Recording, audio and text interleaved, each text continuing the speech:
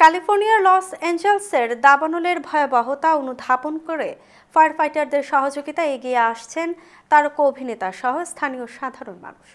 গণমাধ্যমে দাবানল নিয়ে নিজেদের অভিজ্ঞতা বলতে গিয়ে সেখানকার পরিস্থিতি তুলে ধরেন অভিনেতা স্টিভ গুটেনবার্গ ও জেমস ওথ।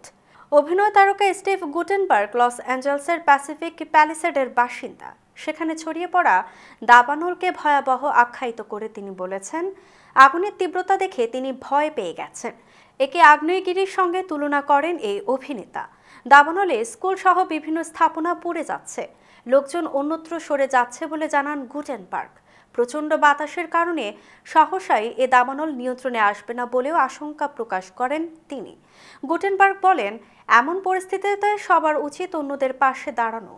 ফায়ার ফাইটারদের গাড়ি প্রবেশের সুবিধায় রাস্তায় ফেলে রাখা গাড়ি সরিয়ে নিতে বাসিন্দাদের প্রতি আহ্বান জানান গুটেনবার্গ। প্রয়োজনে গাড়িতেই চাবি রেখে দেওয়ার পরামর্শ দেন তিনি, যেন অন্য কেউ সেখান থেকে গাড়িগুলো সরিয়ে নিতে পারে।